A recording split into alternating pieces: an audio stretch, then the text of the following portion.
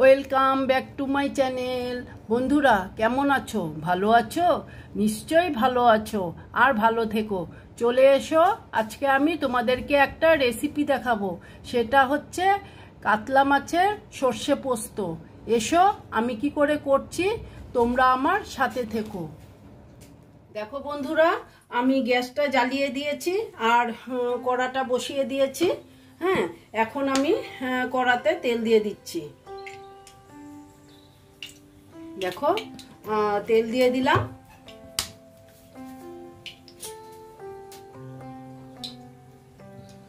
আর এখন আমি তেলটা গরম হতে দিচ্ছি।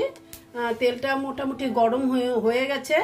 এবার আমি একটু নুন দিয়ে দিলাম, কারণ নুনটা দিলে মাছটা লাগবে না, সেই জন্য।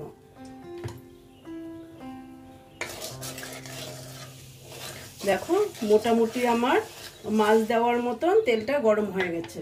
এবার আমি এই দেখো, এই যে আমি মাছগুলো নুন হলুদ মেখে রেখে দিয়েছিলাম, তার সঙ্গে একটু লেবুর রস দিয়েছিলাম। হ্যাঁ, লেবুর রস আর নুন হলুদ দিয়ে আমি মাছটা মেখে রেখেছিলাম। এই দেখো, মাছগুলো দিয়ে দিচ্ছি।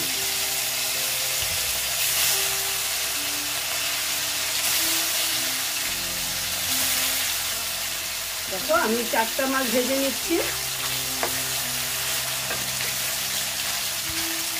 4টা ভেজে নিলাম। এখন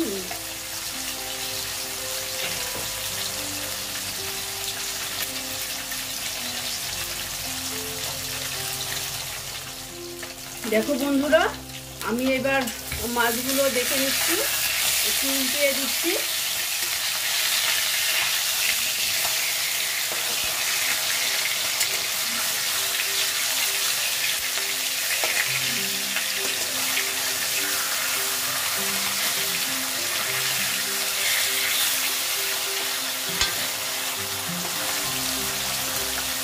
দেখো, মাছগুলো উল্টিয়ে দিলাম।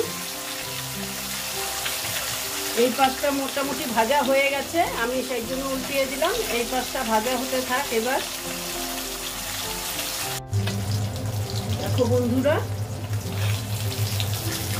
দেখে নিচ্ছি, এদিকটাও আমার হয়ে গেছে মাছ ভাজা। এবার আমি মাছগুলোকে সব তুলে নেব।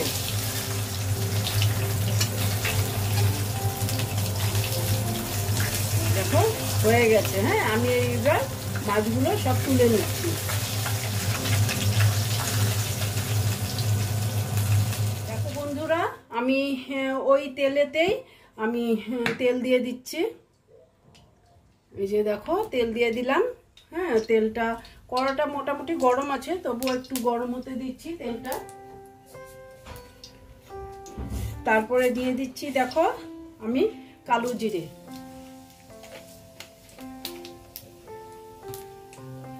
তারপর দিয়ে দিচ্ছি আমি পেঁয়াজ কুচিয়ে রেখেছিলাম, পেঁয়াজগুলো দিয়ে দিচ্ছি। দিয়ে পেঁয়াজগুলোকে আমি ভেজে নেব।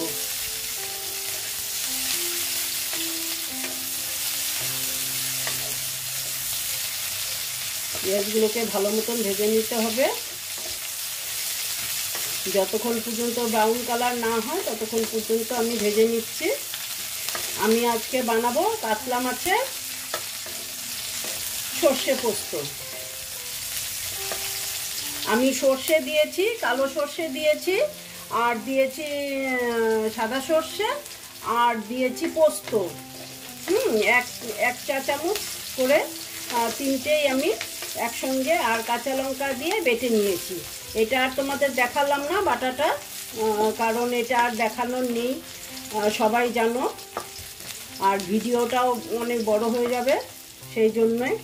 আর তারপরে আমি দিয়ে দিচ্ছি, দেখো, এখন এই যে সর্ষে পোস্তটা, এই দেখো বেটেছি যে, এটা আমি দিয়ে দিচ্ছি। স্টিমটা একটু কমিয়ে দিলাম, একটু জল দিয়ে দিচ্ছি, দিয়ে একটু নেড়ে নিচ্ছি। বেশি একটু ভাজতে যাব না, কারণ সর্ষে বেশি ভাজলে তেতো হয়ে যাবে। আমি এখন দিয়ে দেব এখানে আন্দাজ মতন হলুদ। তারপরে আমি দিয়ে দিচ্ছি নুন। নুনটাও একবারে দিয়ে দিলাম আন্দাজ মতন।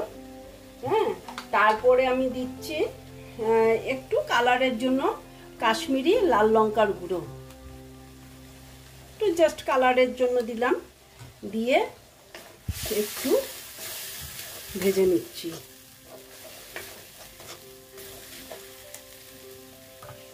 দেখো বন্ধুরা, এখন আমি এখানে একটু জল অ্যাড করব। আমার মিক্সির কাপটা ধুয়ে ওই জলটা আমি দিয়ে দিলাম।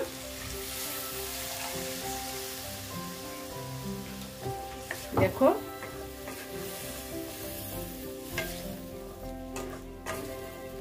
আর একটু জল লাগবে।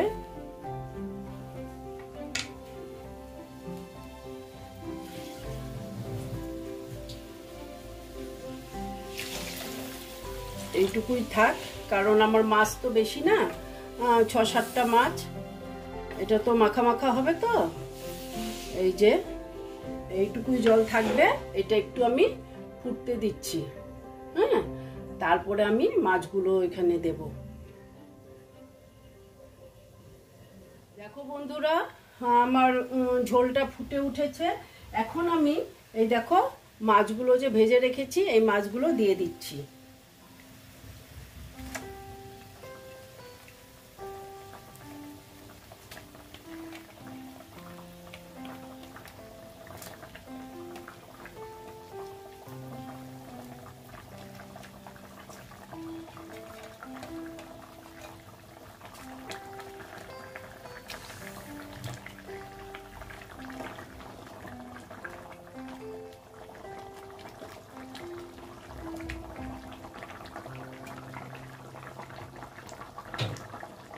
দেখো, এখন মাছগুলো একটু ফুটতে দিচ্ছি।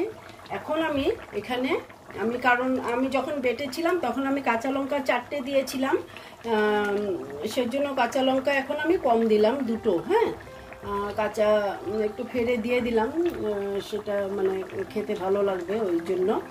আর একটু ফুটতে দিচ্ছি।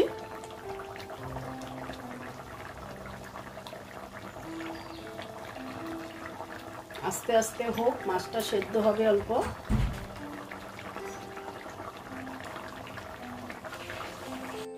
দেখো বন্ধুরা, আমি একটু টাইমের জন্য ঢেকে দিচ্ছি।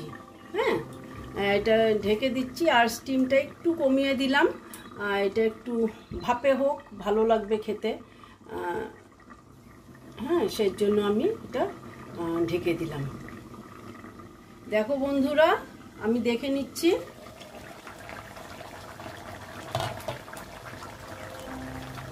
দেখো, এটা মোটামুটি আমার কমপ্লিট হয়ে গেছে। তবে আর একটু ঝোল কমাবো, কারণ এটা মাখো মাখাও হবে, তো সেই জন্য আমি এত ঝোল রাখবো না। হ্যাঁ, একটু ঝোলটা আমি কমিয়ে নিই। ঠিক আছে, আর একটু ফুটতে দিচ্ছি।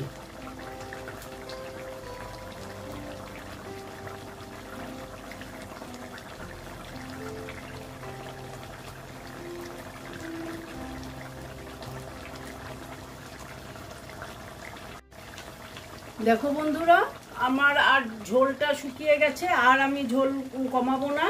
এবার আমি এখানে দিয়ে দিচ্ছি কাঁচা তেল।